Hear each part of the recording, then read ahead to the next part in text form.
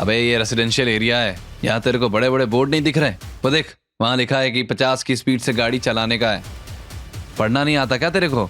चल चलान दे जल्दी। उसी वक्त दोनों के सामने से फुल स्पीड से दो लोग भागते हुए गुजरे। ड्राइवर ने पुलिस वाले का हाथ पकड़कर कहा, देखा, ये चेक नहीं करोगे? ये तो 100 की स्पीड से भाग रहे थे, गाड़ी नहीं पैदल।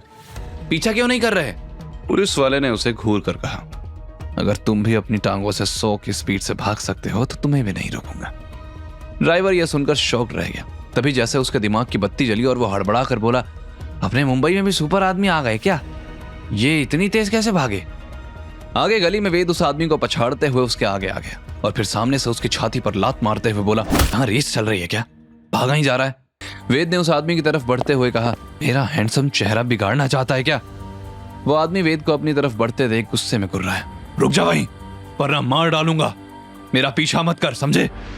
ये कहकर वो उठकर भागने ही वाला था कि वेद ने नीचे से छोटा सा पत्थर उठाकर उसके पैरों पर निशाना साधा। अचानक उस आदमी की चीख निकली और वो नीचे गिर पड़ा। सामने आकर वेद मुस्कुराते हुए बोला, क्या बोला था? मार डालोगे? चलो अभी करके दिखाओ, मैं सामने खड़ा हूं, मारो। उस आदमी ने धमकाते हुए कहा, देखो, लोग मुझे चिराग द चाकू मास्टर कहते हैं। आज तक मेरे चाकू के वार से कोई नहीं बचा है, इसलिए मुझे मजबूर मत करो, चले जाओ यहां से। वेद ने हंसते हुए अपनी छाती पर उंगली रखी, ओह, चिराग द चाकू मास्टर, चल सीधे दिल पर निशाना मारो, मैं भी देखूं कितना दम है चिराग द चाकू मास्टर में। हाँ? चिराग ने दांत पीसते हुए नकली मूव करके भागने की कोशिश की, लेकिन वेद ने उसकी चाल पहचान ली और फिर से उसे धर दबोचा। आखिर गुस्से में आकर चिराग चाकू से वार करने ही वाला था कि वेद ने एक झटके में उसके हाथ से चाकू छीनकर चाकू उसके ही माथे पर टिका। अगर वो जरा भी हिलता तो चाकू उसके दिमाग में धंस सकता था। चिराग घबरा गया और उसके पसीने छूटने लगे। उसने तो सपने में भी नहीं सोचा था कि वेद इतना पावरफुल होगा। वेद ने सख्त नजरों से उसे देखते हुए पूछा, कौन हो तुम? किसने भेजा है तुम्हें? चिराग ने कहा, मैं तुम्हें नहीं बता सकता, बस इतना समझ लो कि तुम बहुत बड़ी मुसीबत मोल ले रहे हो। तुम जानते नहीं मैं किस ऑर्गेनाइजेशन का हिस्सा हूं। वेद को उस आदमी पर शक था। वो आदमी उसी दिन आया था जिस दिन वेद अवंतिका को घर लाया था, इसलिए वेद अपना दांव खेलते हुए अंदाजा लगाकर बोला, मुझे धमकी देकर डराना चाहते हो? ज्यादा मत इतराओ, मुझे पता है सब। सीक्रेट फोर्स एजेंट हो ना तुम? चिराग दंग रह गया। नहीं, ऐसा कुछ नहीं है, मैं तो बस एक सिक्योरिटी एजेंट हूं, मुझे हिमांश सर ने भेजा है। उसके डर से हकलाने से वेद को यह बात कंफर्म हो गई कि चिराग झूठ बोल रहा था और वो असल सीक्रेट फोर्स का एजेंट था, लेकिन छिपा रहा था। वेद ने सीधा उससे पूछा, बताओ सीक्रेट फोर्स कैसे ज्वाइन करते हैं? मुझे भी ज्वाइन करना है। मैं अपना मुंह नहीं खोलूंगा, चाहे तुम कुछ भी कर लो। ये सुनकर तो वेद ने उसे मार मार कर बेहाल कर दिया। फिर उसने हंसी वाला एक्यूप्रेशर दबा दिया और उठ खड़ा हुआ। वहीं चिराग बेकाबू होकर इतना हंसने लगा कि हंसते हंसते उसके आंसू निकल आए। बस कर, बस अब सहन नहीं हो रहा। वेद ने ताना मारते हुए कहा, बस चंद सेकंड्स में हार मान ली? अभी तो बड़ी डींगे मार रहे थे।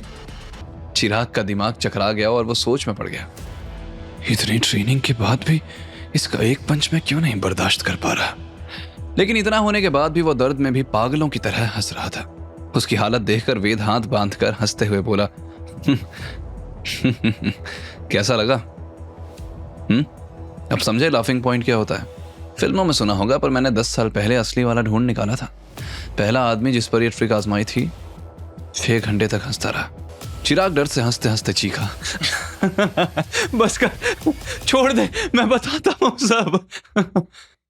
वेद ने तब जाकर एक्यूप्रेशर पॉइंट दबाया और चिराग की हंसी बंद हुई, लेकिन अब उसका मुंह और पेट दोनों ही बहुत दर्द हो रहे थे। उसने आंसू पोंछते हुए गाली दी, तुम अगर अवंतिका जी के नाती नहीं होते तो ये कहते कहते जब उसने वेद की आंखें देखी तो डर से चुप हो गया। वो एक और लाफ्टर अटैक नहीं झेलना चाहता था। वो तुरंत उठकर जाने लगा, पर वेद ने सख्त आवाज में कहा, कहां जा रहे हो? जाने दिया क्या मैंने? अभी तुमने मेरे सवालों के जवाब नहीं दिए हैं। चिराग गुस्से से पलट कर बोला, देखो, मैं तुम्हारा दुश्मन नहीं हूं, प्लीज, मैं सच में तुम्हें नुकसान नहीं पहुंचाना चाहता। मैं बस अवंतिका जी की सिक्योरिटी के लिए आया था। वो रिटायर्ड हो गई हैं, लेकिन टीम लीडर थी और उनके पहले कई दुश्मन थे, इसलिए उनकी सिक्योरिटी की जिम्मेदारी हमारी ही है। वेद ने उसे घूरते हुए कहा, उनकी सिक्योरिटी के लिए आए थे तो भाग क्यों रहे थे?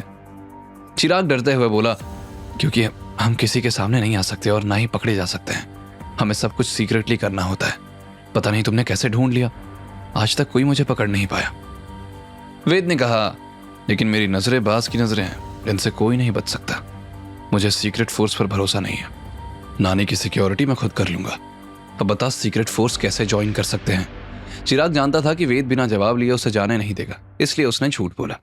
अभी सीक्रेट फोर्स में नए रिक्रूटमेंट्स नहीं हो रहे हैं। वैसे भी वो लोग खुद अपने एजेंट चुनते हैं, और किसको चुनते हैं ये किसी को नहीं पता होता। ये सुनकर वेद ने मन ही मन एक प्लान बनाया और चिराग को जाने देने का डिसाइड करते हुए कहा, ठीक है, अब निकलो यहां से, लेकिन घर के आसपास दिखना भी मत, वरना ऐसा हाल करूंगा कि ना हंस सकोगे ना रो सकोगे, समझे? चिराग ने हाँ में सर हिलाया और तुरंत अंधेरे में भाग खड़ा हुआ। वेद ने उसे जाते देखकर मन ही मन कहा, नानी ने तो कहा था कि सारे रिकॉर्ड्स और डेटा मिटा दिए गए, इसलिए इस चिराग को कुछ पता नहीं होगा। ऊपर से मैं सीधा अपने पेरेंट्स के बारे में पूछता तो इसे शक हो जाता, लेकिन इस सीक्रेट फोर्स के बारे में तो पता लगा कर ही रहूंगा, और तुम लोग ही मुझे वहां तक ले जाओगे। वेद घर वापस आया तो उसी वक्त कियारा किचन से पानी की बोतल लेकर बाहर आई। उसने वेद को बाहर से आते हुए देखा तो पूछी, तुम्हें रातों को डायन बनकर घूमने की बीमारी है क्या? कहाँ गए थे? वेद ने हंसते हुए कहा, डायन? वो तो तुम हो। वैसे भी बाहर एक आवारा कुत्ता घूम रहा था, कहीं लोगों को काट न ले इसलिए भगा दिया, लेकिन भूल गया था घर में काटने वाली डायन है। ये सुनकर कियारा खिसिया गई, तुम्हें जरा भी तमीज ही नहीं है, तुमसे तो मुंह लगाना ही बेकार है। तुम्हें मुंह लगा भी कौन रहा है? मेरी मती मारी गई है क्या? वेद की बात सुनकर कियारा पैर पटकते हुए अंदर जाने लगी तो वेद ने रोकते हुए कहा, अरे सुनो तो। लेकिन कियारा सीधे कमरे की तरफ निकल गई। कमरे के सामने ही वेद ने हाथ पकड़कर उसे रोक लिया। अरे मेरी बात तो सुन लो, कियारा ने गुस्से में पूछा। क्या है और क्या बकवास सुनाना चाहते हो? वेद ने कियारा को कमरे के अंदर खींचा और दरवाजा बंद कर दिया तो कियारा अचानक घबरा गई। तुम क्या कर रहे हो? अपने कमरे में जाओ, वेद ने मजाकिया अंदाज में कहा। हाथ से यही मेरा कमरा है। कियारा यह सुनकर सकपका गई। पागल हो क्या? देखो, सीधे तरीके से बाहर निकल जाओ वरना। वेद ने हाथ बांधकर कियारा को चैलेंज करते हुए बोला, वरना क्या? वरना मैं जोर से चिल्लाऊंगी। मैं मजाक कर रहा था, मुझे बस एक काम की बात करनी थी। कियारा ने शक भरी नजरों से उसे देखते हुए पूछा। क्या काम की बात? वेद ने बोला, नानी को किसी हाल में यह पता नहीं चलना चाहिए कि हम दोनों अलग कमरे में सोते हैं, इसलिए अब से मैं इसी कमरे में रहूंगा।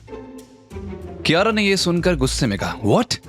तुम इस कमरे में नहीं रह सकते, और नानी जी को क्या जवाब देना है ये तुम्हारा टेंशन है, मेरा नहीं। तब वेद भी कंधे उचकाते हुए बोला, ठीक है, तो नई वाइन बनाना तुम्हारा टेंशन है, मेरा नहीं, मैं भी कोई हेल्प नहीं करूंगा। ये कहकर वेद पलट कर कमरे से जाने लगा तो कियारा ने तुरंत उसे रोकते हुए कहा, अरे रुको।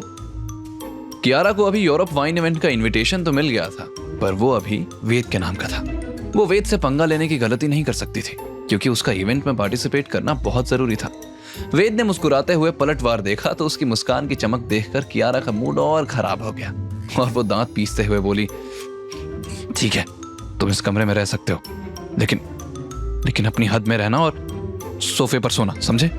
ये कहकर कियारा बेड पर आकर लेट गई। वहीं वेद मुस्कुराते हुए कमरे से बाहर निकला और अपनी बेडरूम से अपना जरूरी सामान पैक करने लगा, लेकिन उसके दिमाग में सीक्रेट फोर्स से जुड़ी बातें चल रही थी।